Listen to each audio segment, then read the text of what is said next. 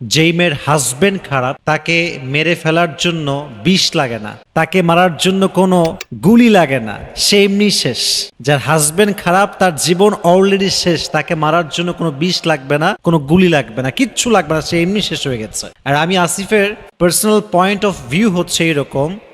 যে পুরুষ তার জীবনে